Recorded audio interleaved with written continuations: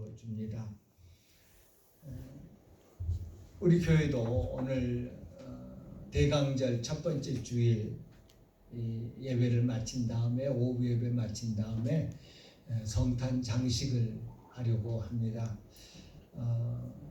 재능이 있으시거나 실내 장식, 인테리어 같은데 또 장식에 재능이 있으시거나 혹은 좋은 아이디어가 있으신 분들은 좀 이렇게 참여하시고 또 알려주시고 하면 좋겠습니다.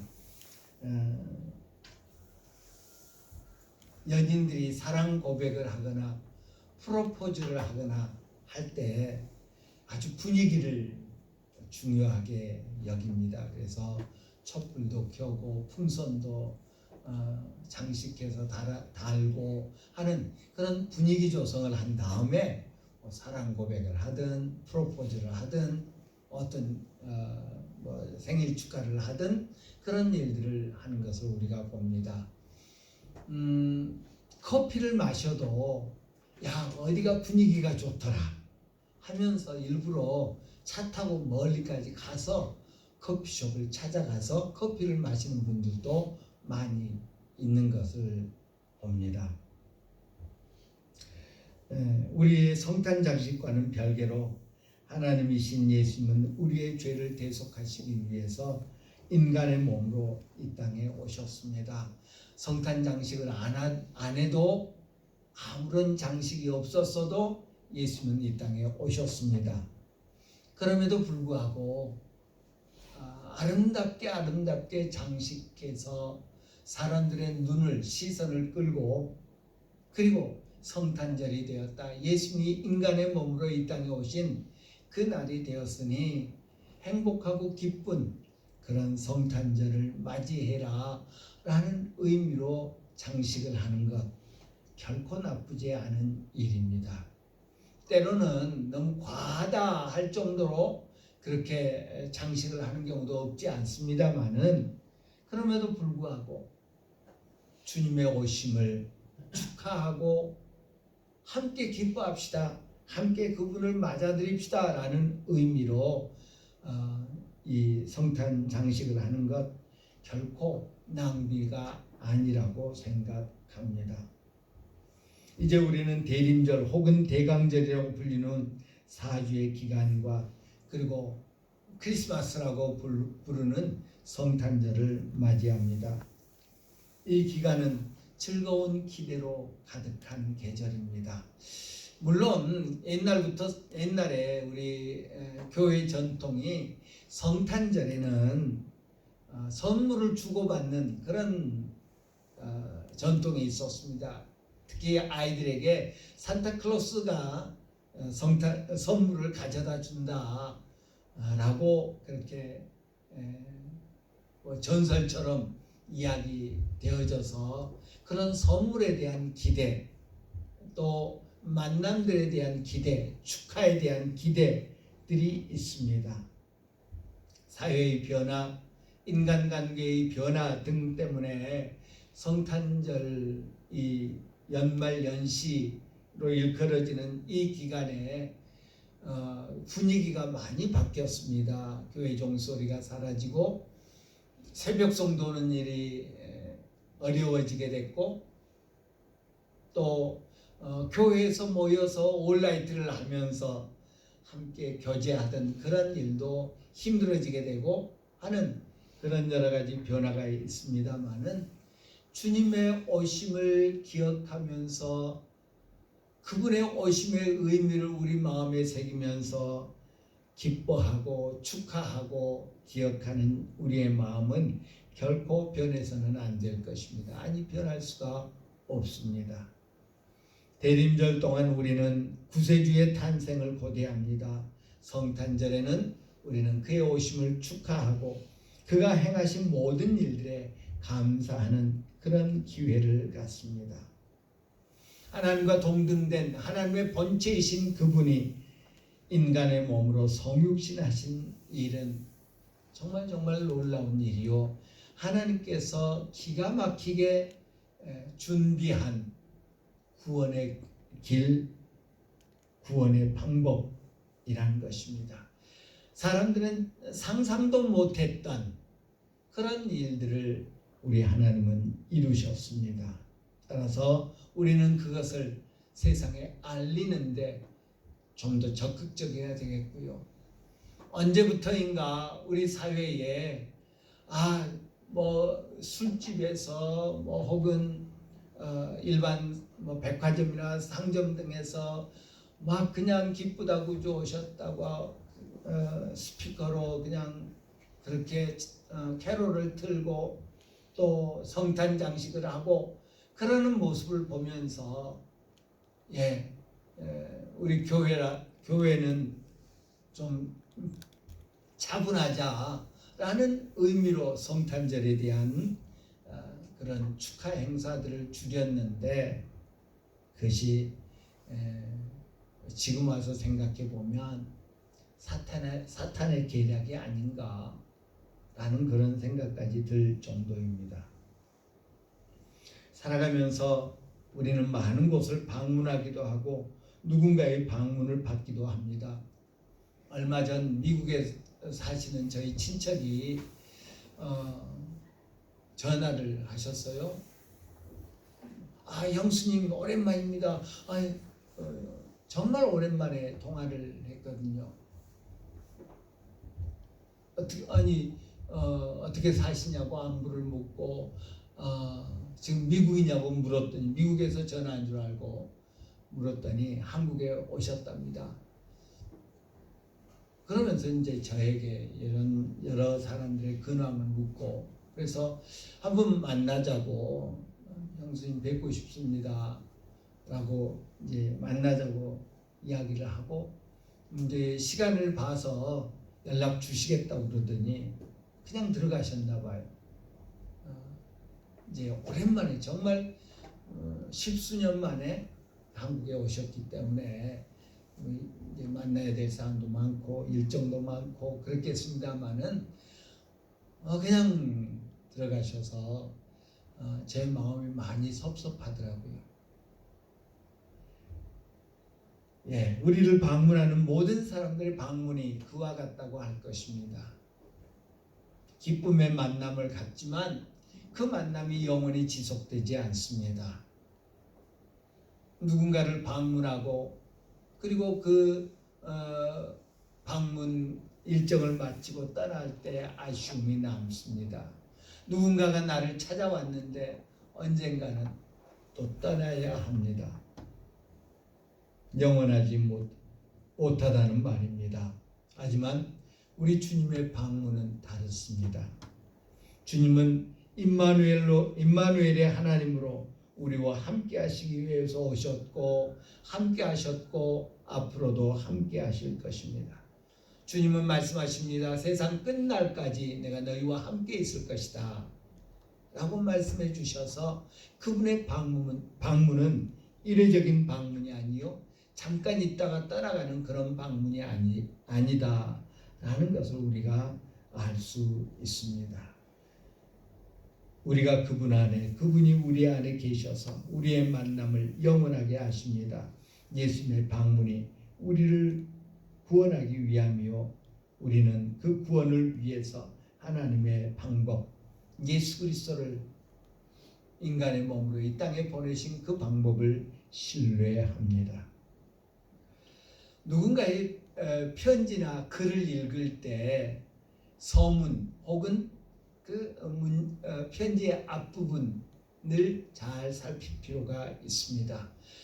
특히 편지를 보면 편지의 앞부분을 읽으면 이 사람이 내게 왜 이런 편지를 보냈는가 하는 것을 대략 짐작할 수 있습니다. 사용하는 어휘들, 말투들, 단어들 이런 것들을 살펴보면 그 편지의 내용을 다 읽지 않더라도 알 수 있습니다. 시편 25편의 시편 25편의 시작과 끝 그리고 그 시편 25편에서 언급된 단어들의 나열을 보면 시편 25편을 이해하는데 중요한 단서를 발견할 수 있습니다. 1절에서 다윗은 하나님을 향해서 여호와여 나의 영혼이 주를 우러러보나이다 라고 고백합니다. 여호와여 나의 영혼이 주를 우러러보나이다. 우러러본다 라는 말을 국어사전에 찾아봤더니 위를 향하여 쳐다보다 혹은 마음속으로 공경하며 떠받들다. 예, 오늘 시편 25편 1절에서 여호와여 나의 영혼이 주를 우러러보나이다 라고 할 때 이 우러러본다는 말은 위를 향하여 쳐다본다는 그런 의미의 말입니다. 이 하늘을 향하여 우러러봅니다. 하늘을 향하여 내 영혼이 주를 우러러봅니다 라는 고백은 은유적인 표현입니다. 오늘날도 그 유대인들은 하나님 앞에 기도할 때 하늘을 향해서 손을 높이 들고 기도합니다. 성경에 보면 이스라엘 백성들이 손을 든다라는 표현을 할 때 주로 기도하고 찬송할 때 손을 든다는 그런 표현을 하고 있는 것을 봅니다. 시편에 보면 특별히 다윗이 내가 주의 성소를 향하여 나의 손을 들고 주께 부르짖을 때에 나의 간구하는 소리를 들으소서라고 시편 28편에서 고백합니다. 지성소를 향하여 나의 손을 들고 기도합니다. 그러니 들어주십시오 라고 말합니다. 고라 자손은 여호와여 내가 매일 주를 부르며 주를 향하여 나의 두 손을 들었나이다. 시편 88편에서 말하고 있는 것을 봅니다. 내가 매일 주를 부르며 주를 향하여 내 두 손을 들었습니다 라고 말합니다. 예, 기도할 때 손을 든다는 그런 표현을 하고 있습니다. 또 다윗은 나의 평생의 주를 송축하며 주의 이름으로 말미암아 나의 손을 들리이다. 시편 63편에서 말합니다. 이스라엘 백성은 성전에 올라가면서 찬양하면서 올라갔습니다. 성소를 향하여 나의 손을 들고 여호와를 송축하라. 성소를 향하여 너희 손을 들고 여호와를 송축하라. 시편 134편에서 말씀하고 있는 것을 봅니다. 내 영혼이 주를 우러러보나이다. 내 영혼이 주를 우러러보나이다 라는 것은 이런 손을 듭니다 라는 그런 모습을 은유적으로 표현한 그런 말입니다. 마치 하나님께 손을 들어 간절히 기도하는 그런 몸짓을 의미하는 은유입니다. 이스라엘 백성들이 하나님 앞에 기도하면서 손을 높이 들고 기도하는 이 행동은 하나님 나를 좀 도와주십시오. 내 손 좀 붙잡아 주십시오. 나 힘들고 어렵습니다. 그러니 내 손을 잡아 일으켜 세워주시고 나를 도와주십시오 라는 그런 의미 훨씬 그 이상이 담겨 있다고 그럽니다. 왜 손을 드느냐? 왜 하나님께 손을 드느냐? 하나님이 높은 곳에 계시기 때문에 아니 그 이상 훨씬 큰 의미를 갖습니다. 하나님 나를 도와주십시오. 내 손 좀 잡아주십시오 라는 그런 의미도 물론 있지만 나의 생명을 나의 삶을 나의 모든 것을 내 손에 쥐고 하나님께 맡깁니다. 내 생명을 하나님께 맡깁니다. 내 삶을 하나님께 맡깁니다. 내 힘들고 어려운 이 형편을 하나님께 맡깁니다. 그래서 하나님이 도와주시지 않으면 내 생명 끝납니다. 내 삶은 끝납니다. 나는 아무것도 할 수 없습니다.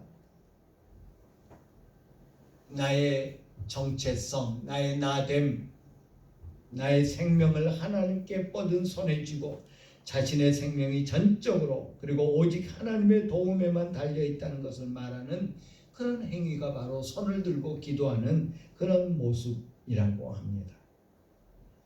하나님이 돕지 아니하시면 내 모든 노력이 내 수단과 방법이 나아가 내 생명까지도 의미를 상실합니다 라는 그런 간절한 마음으로 하나님 앞에 기도하는 것이 바로 이 손을 들고 기도하는 그런 모습입니다.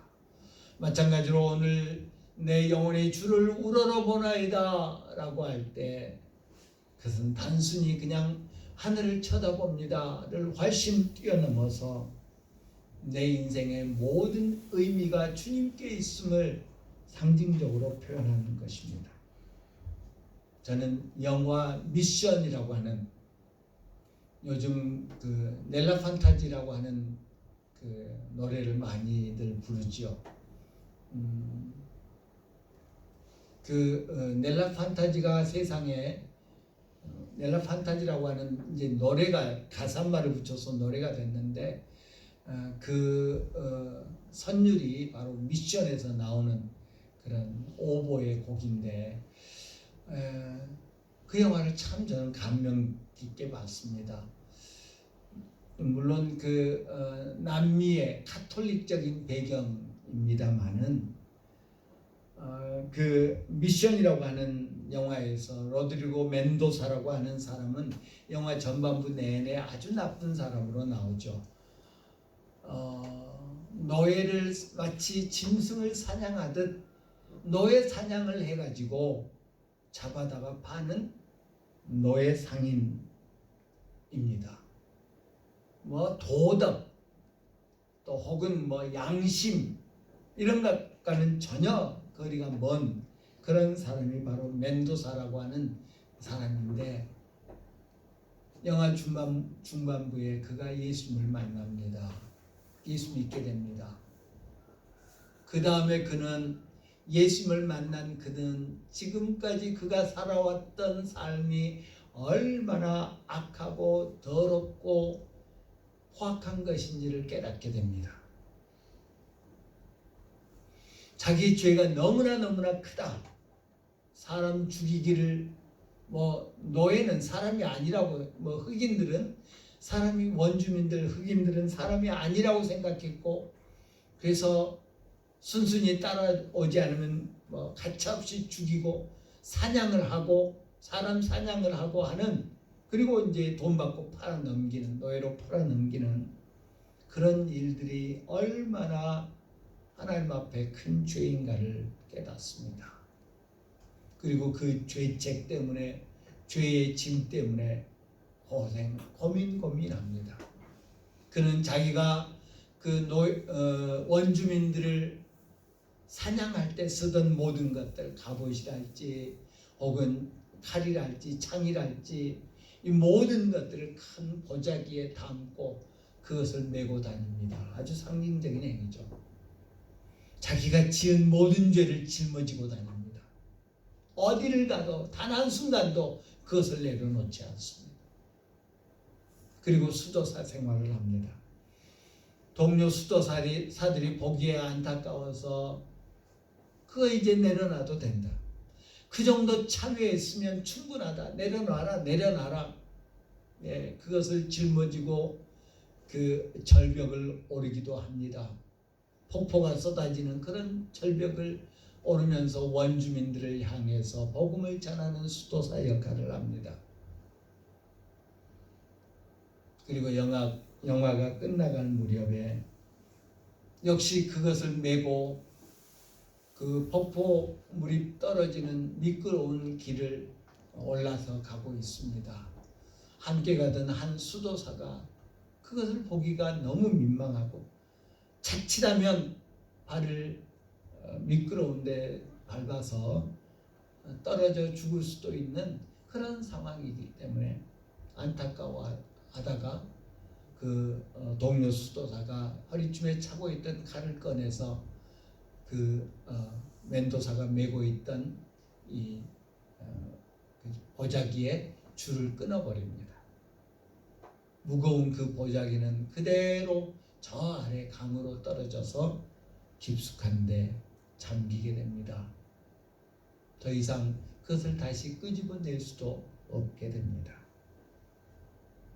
근데 제가 판단하기에 그 영화의 하이라이트는 바로 그 장면이라고 저는 생각했습니다. 배경음악이라고 그러죠. 음악도 좋았고 연기도 좋았고, 그리고 그 악독한 사람이 변해서 원주민들을 위해서 대신 싸우는 급기야는 순교하기까지 하는데 그런 스토리도 좋았지만 거기에 성경적인 메시지가 담겨 있어서 저는 너무 좋았습니다. 예, 예수님은 우리가 짊어진 죄악의 짐, 죄값 바로 그 줄을 끊어주시기 위해 우리처럼 인간이 되어서 우리 곁에 와 주셨더라라는 것입니다. 제럴드 윌슨이라고 하는 분은 우리가 하나님의 구원에 대해 감사하여야 할 이유를 말하면서 세리들과 죄인들과 연관성을 두고 바리새인들과 논쟁했던 예수님의 모습을 말합니다. 세리들을 비난하는 바리새인들을 향해서 예수님은 말씀하십니다. 건강한 자에게는 의사가 쓸데없고 병든 자에게라 쓸데있느니라 라고 말씀하셨습니다. 바리새인들 너희들은 죄가 없으므로 의사가 필요 없다, 구세주가 필요 없다 라고 말하는 것 결코 아닙니다. 예수님의 요점은 우리 모두가 똑같은 죄인이고 동등하게 하나님의 은혜를 구해야 될, 하나님의 긍휼을 구해야 될 그런 존재들이라는 것입니다. 그럼에도 불구하고 세리는 자신이 죄인임을 인정하고 의사이신 예수님께 나와 도움을 구하는 그런 존재라고 한다면 바리새인은 자신이 율법을 잘 지키고 의로운 존재이고 따라서 구세주가 구원자가 필요 없다라고 생각하고 예수님께 나오지 않는 그런 차이가 있다라고 말씀합니다. 우리는 어떻습니까? 우리는 어느 부류에 속합니까? 누군가를 판단하고 누군가를 정죄하고 저 사람은 죄가 많은 사람이라고 하면서 우리 스스로는 주님께 주를 우러러보지 못하는, 주님께 손을 들지 아니하는 그런 안타까움이 있지는 않습니까? 예수님께서 의사로서 치료하시고 싸매시고 고치시며 회복시키는 그런 역사를 하게 하기 위해서는 우리가 우리의 죄를 인정하고 하나님의 자비 앞에 우리 주님 앞에 나오는 사람이다라는 것입니다. 바리새인들처럼 자신들이 가지고 있는 무언가를 앞세우는 그런 존재가 아니라 주님 앞에서 우리의 권력을, 우리의 교만을, 우리의 가진 것들을 포기할 줄 아는 사람이 주님의 은혜와 자비를 경험할 수 있는 그런 사람이다 라고 말합니다. 다윗은 하나님의 자비와 하나님의 진노를 모두 경험했던 사람입니다. 죄에 대해서 얼마나 하나님이 진노하신가를 경험했고 하나님께 나아가는 자에게 하나님이 한량없이 베푸시는 그런 은혜를, 자비를 경험했던 사람입니다. 그래서 그는 시편 25편 15절에서 내 눈이 항상 여호와를 바라보면 내 발을 그물에서 벗어나게 하실 것임이라. 내 눈이 항상 여호와를 바라보면 내 발을 그물에서 벗어나게 하실 것임이라 라고 고백하고 있습니다. 하나님이 내게 자유 주실 수 있기 때문에, 하나님만이 내게 진정한 자유를 주실 수 있기 때문에 내 눈을 주님께 고정합니다. 내 시선을 주님께 고정합니다. 내가 항상 여호와를 바라봅니다. 내가 항상 주를 우러러봅니다 라고 고백하고 있는 것을 볼 수 있습니다.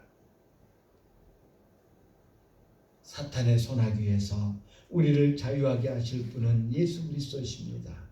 죄의 종로로 타던 죄인인 우리에게 자유를 주실 분은 오직 한 분, 예수님 뿐이십니다. 허물과 죄로 죽은 우리를 살리기 위해서 생명을 주실 수 있는 분은 오직 한 분, 예수 그리스도이심을 우리는 잊지 맙시다. 오늘 본문 10절은 이렇게 말합니다. 여호와의 모든 길은 그의 언약과 증거를 지키는 자에게 인자와 진리로다. 여호와의 모든 길은 그의 언약과 증거를 지키는 자에게 인자와 진리로다 라고 말합니다. 어거스틴은 이 시편 25편을 주석하면서 이 10절이 예수님의 오심을 일컫는 것이다. 예수님의 오심은 예수님의 초림과 재림 모두를 말하는 것이다 라고 그렇게 해석했습니다. 예수님은 평안한 곳에서는 자비를, 부패하지 않은 곳에는 진리 외에 다른 어떤 것을 가르칠 것이 없다. 두 번의 강림 중 하나는 죄 사하는 일로, 다른 하나는 행위를 심판하는 일로 자신을 나타내신다. 그러므로 주님의 모든 길은 하나님의 아들의 두 번의 강림, 하나는 자비로 강림하신 것, 다른 하나는 심판으로 강림하신 것을 나타낸다 라고 그렇게 해석했습니다. 그렇습니다. 예수님은 초림 때 이미 오셨던 초림 때에는 한량없는 자비로 우리에게 오셨습니다. 반면에 예수님은 다시 오시면 그때는 우리를 선악간에 심판하신다. 양과 염소를 갈라놓는 심판, 알곡과 쭉정이를 갈라놓는 그런 심판을 하실 것이다 라는 것을 분명히 하고 있는 것을 볼 수 있습니다. 다윗은 하나님의 도우심, 하나님의 관대하심, 동시에 하나님의 진노로 인한 심각성을 모두 경험했기 때문에 그는 자신의 교만을 내려놓고 끝까지 겸손함으로 조심하는, 하나님 앞에 조심하는 그런 삶의 모습을 보였습니다.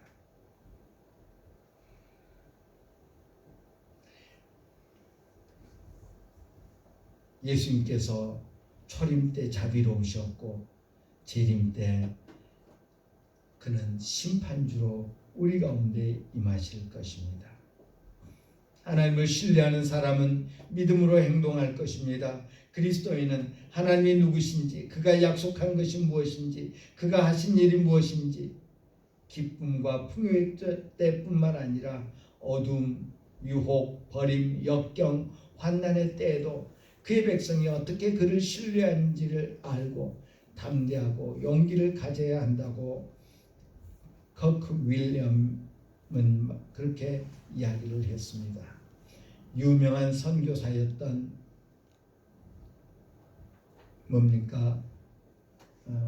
윌리엄 캐리는 하나님을 신뢰하는 사람은 하나님으로부터 위대한 일을 기대해야 한다. 하나님을 위해 위대한 일들을 시도해야 한다라는 그런 말을 남겼습니다. 하나님을 신뢰하는 사람은 하나님으로부터 위대한 일을 기대하라. 또 하나님을 신뢰하는 사람은 하나님을 위해 위대한 일들을 시도하라 라고 말합니다. 우리는 과연 이 강림절 기간 동안에 하나님의 행하신 위대한 일을 기대하는가, 하나님을 위해 위대한 일을 시도할 것인가 하는 것을 생각해 봅시다. 우리 주님은 이미 위대한 일을 행하셨습니다. 그 위대한 일이 우리의 것이 되고 우리 또한 그 위대한 일에 동참하기를 결단하는 그런 강림절 기간이 될 때 우리 삶에 예수님의 오심, 크리스마스, 성탄절은 의미를 갖게 될 줄 믿습니다. 예수님이 우리를 찾아오셨습니다. 그리고 우리 곁을 떠나지 아니하실 것이다 라고 말씀해 주셨습니다. 그 약속 붙잡고 주님의 위대한 일을 기대하고 그리고 그 위대한 일에 동참하기를 결단하는 우리 모두가 되기를 간절히 바랍니다. 기도합니다.